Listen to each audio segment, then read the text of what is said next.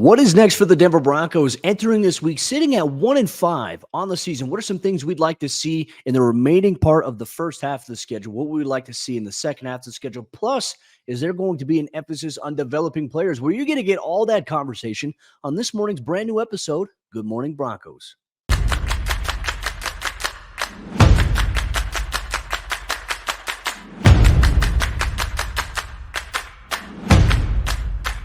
Good morning, Broncos Country. Welcome into another episode of Good Morning Broncos here on Mile High Sports YouTube page. Mile High Sports is every team, every day. Good Morning Broncos is your daily bite-sized conversation surrounding all things Denver Broncos. And we always encourage you, pour yourself a cup of coffee and enjoy with us as we discuss the state of this team. Sitting at 1-5, and there's a big week ahead of them.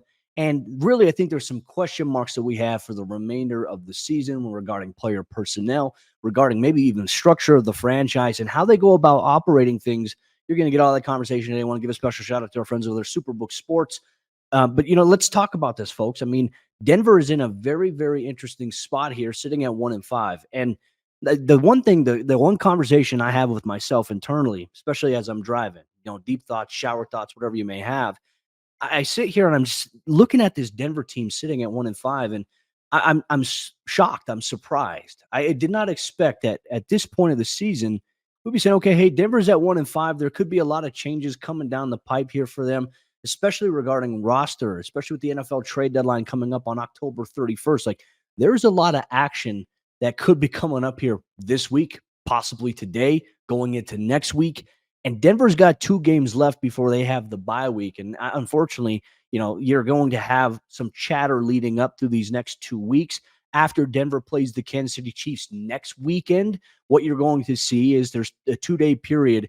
There's 2 days between their final game of the first half before the bye and the NFL trade deadline on October 31st. So it's going to be a very, very interesting time here. And look, I think Broncos fans, and make sure you chime in the YouTube comments down below, Broncos fans just want to know what direction this team is going in, right? And I think that's very valid. That's very fair. And one thing that we've talked about here, and I've certainly talked about it here on the show before the 1-5 debacle, I was talking a lot about patience, right? And I think a lot of fans have run out of patience for the franchise. I've seen a lot of fans, they've told me, we've been patient for 7 years. Well, I mean, 7, 8 years ago, Denver won the Super Bowl. So it's like, okay, that level of patience is a little bit different because they're coming off of a Super Bowl win, whereas there are many franchises who've been waiting longer than that to even get to the playoffs, longer than that to even be in the conversation to be in Super Bowl contenders. So, yeah, the idea of patience I still think is necessary, right? But patience in a team right now that we don't know what the vision is for the Broncos just yet, right? And I think that's where a lot of fans are frustrated. And look, there's a lot of conversation right now about tanking. And folks, I want to be nice with the way that I put this, right? Because I hear so many people, and I get mentions all the time, oh, Denver's just tanking. Folks, you do realize that there are so many people, right? Not just coaches, not just players whose jobs are on the line based on how the team performs, right? Like these players, if they're not going to be with Denver going forward, if they got expiring deals, these guys are auditioning for potential jobs next year with other teams.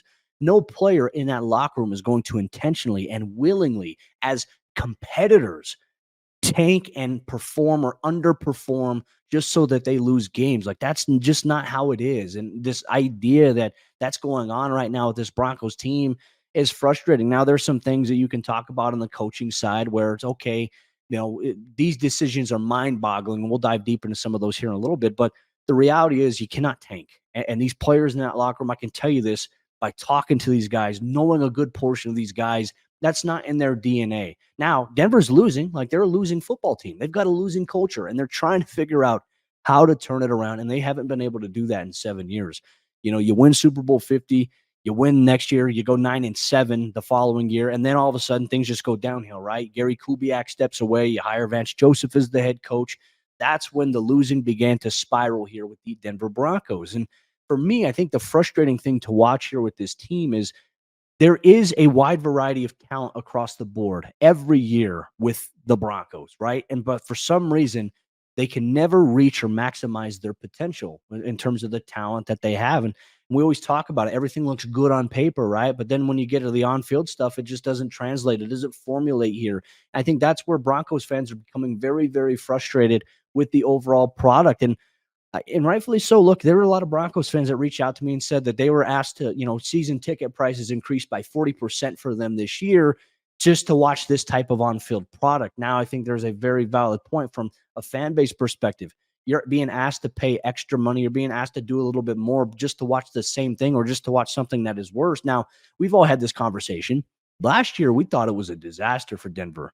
Through 5-6 games so far, it feels like even though that Denver is better in some areas, it feels like this team is in a worse spot than they were last year. I mean, from a record standpoint, they are, but from just how they look and just how imbalanced they are, that's how it feels right now for Broncos fans that are watching this team.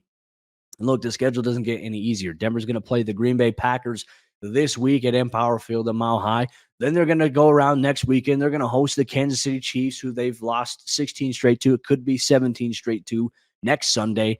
And all of a sudden, then you've got the bye week. Then you've got the Buffalo Bills on Monday Night Football. And then I think you have the Minnesota Vikings on Sunday night, or it's Cleveland. It might be the Cleveland Browns, then maybe the Minnesota Vikings. My schedule's all mixed up. But then again, like the schedule doesn't get any easier for Denver. They'll play the Detroit Lions. Right now, you look at the schedule, okay, they play the New England Patriots on Christmas Eve, but the reality of the situation of that game is both these teams are not very good this season. Chargers, Raiders, and then it just gets, a little bit tougher down the stretch there. So for me, I don't think there's a lot of optimism in the eyes of the fan base. Like Denver very well could only just be a one-win football team this year. But, a lot of these guys in the locker room, they're frustrated, they're pissed. And look, I get it. Fans are going to be like, well, they get paid all this money to this. You don't think these guys know? These guys go out there, they compete their tails off. And look, I think a lot of it too, going back and watching that Thursday night game last week against Kansas City, I thought that Denver's defense, I thought players on that side of the ball, they competed their tails off. And it was a much better performance, right? Even though they gave up 389 yards, you minimize what the Kansas City Chiefs were able to do on third down. That's big. You hold them to just one touchdown in the game. That's huge. And it can't be discounted just because they lost there. There are things that they did. There are some things that they went back to that have worked for them historically in the last couple of years that have helped them. But, obviously it doesn't matter because the end result was still a loss. And there's a lot of questions right now about the offense. There's a lot of questions about the direction of this team. So what is next for them? Well, I think first and foremost, one thing that we want to see here, these next 2 weeks are going to be crucial because the Broncos could trade several players. Like there's going to be some players that maybe get dealt. I think that Jeudy is probably one of the more likely targets that gets dealt here, even though Sean Payton said last week they're not open to doing any business with their players. I think at this point, with how Denver is playing, you have to recoup some capital at this point, and you got to see who's part of your team going forward. And there's just a lot of drama going on with Jeudy right now. I don't understand it. He, for some reason, he continues to put himself in a situation where there's a lot of ambiguity. You got Broncos Ring of Famers. You got guys like Steve Smith, NFL Network analysts. You got these guys nationally going after a guy like Jeudy. And of course, like, here's the thing. We're all human beings. I myself, like, you know what? I try not to respond to negativity or toxicity. Sometimes it's hard not to say something. But for Jerry does have that notion there. And there's just a lot of drama going on there. And maybe Denver's not the right fit for him. Maybe he's going to go to another team and ball out. I certainly hope that for Jerry, right? If he leaves Denver, I want him to go on and have success. But it's just his time in Denver has just been disastrous. It just has not been what the Broncos have expected from a first-round wide receiver. Now, I'd be more prone to say I think Courtland Sutton has more trade value right now than Jeudy. But for me personally, I'd like to see Courtland Sutton stay on the Denver Broncos. I think that there's things in his game that translate well. And like, this has just been a frustrating year from start to finish, I think, for him, for the offense. And the last 2 weeks for the offense have just been especially tiresome. So the offense could look different. I mean, but I also think it opens up the opportunity, which is why Sean Payton, what is he doing with the utilization of Marvin Mims? Now against Kansas City, 12 total snaps on offense. We saw a lot of heavy protection. They'd bring in number 75 as an eligible option there because they lost tight end Greg Dulcich to an injury. So Quinn Bailey came in as an eligible man alongside. You had Chris Manhertz and Adam Troutman. You had a lot of heavy protection, right? So when you have heavy protection, you are reduced in the amount of routes that you can run there. And all of a sudden, we saw a lot of 2- and 3-man routes for the Broncos offense.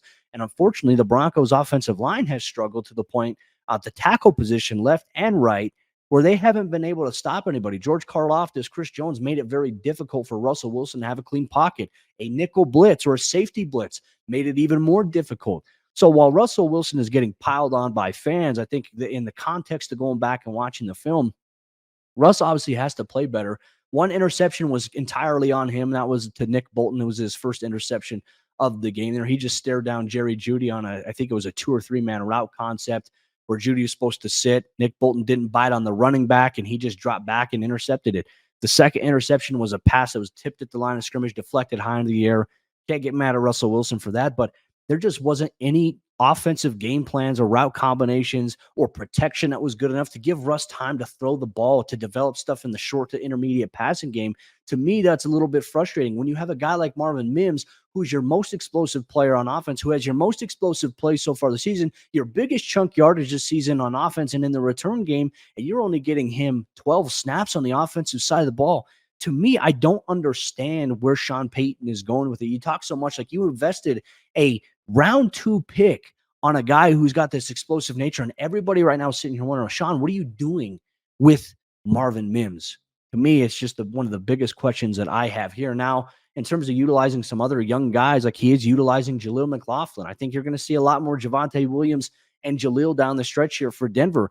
Against Kansas City, Samaje Perine, now he was in on some plays. He didn't get a single carry. The guys who got carries in the run game, Jaleel McLaughlin, who got the first carry of the game, by the way, started the game for the Broncos on Thursday Night Football. Jaleel McLaughlin, Javonte Williams, and Michael Burton. Those are the 3 running back, fullback types that got a carry.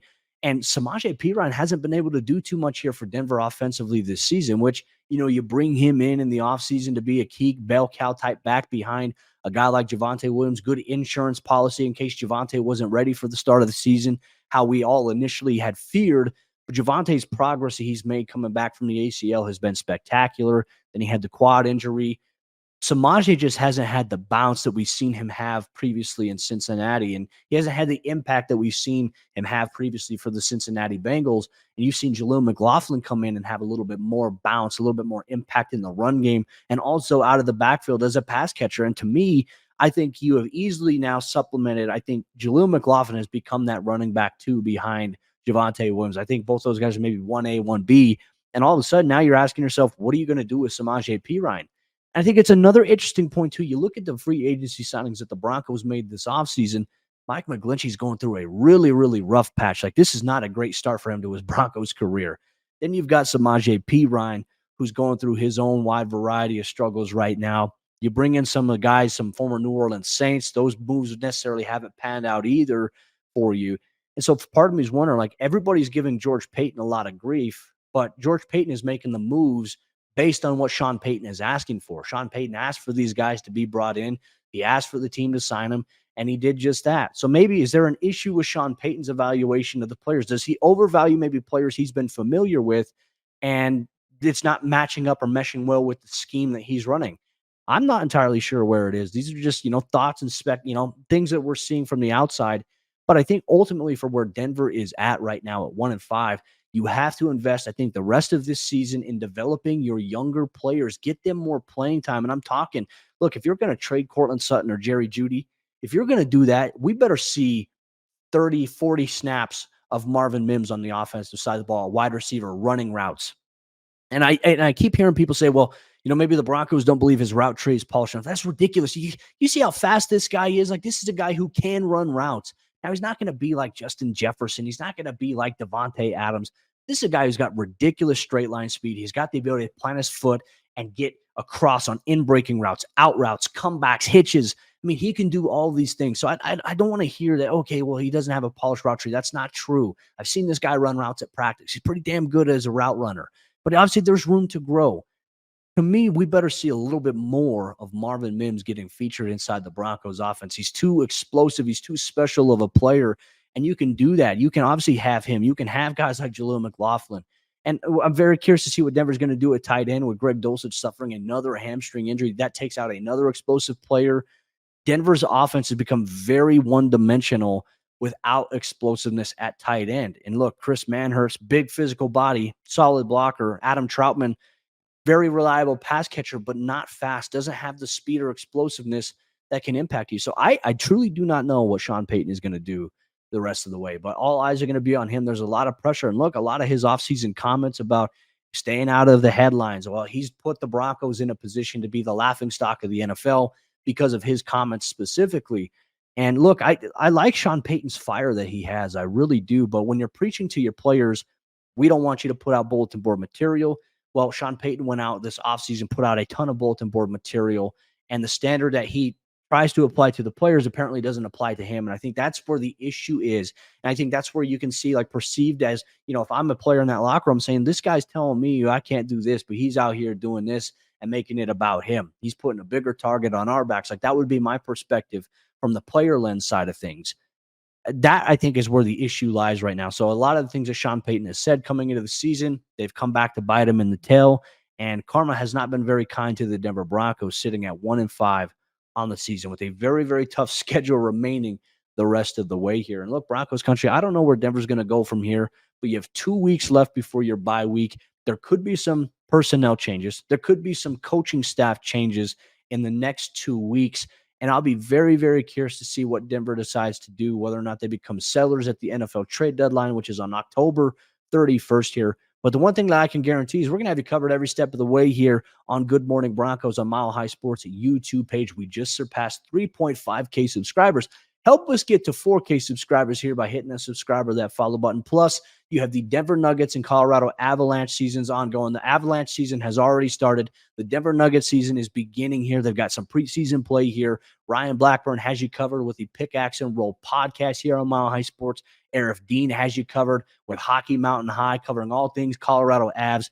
And you're going to get Broncos coverage here on Good Morning Broncos every single weekday on Mile High Sports YouTube page. Broncos Country, I'm Cody Roark. Denver will be back on the practice field on Wednesday. We'll have you covered with all the recap and all the buildup leading up to that Green Bay Packers matchup this Sunday, Empower Field at Mile High. Appreciate you. We'll see you tomorrow morning for a brand new episode of the show. Go pour yourself another cup of coffee. Go enjoy your day.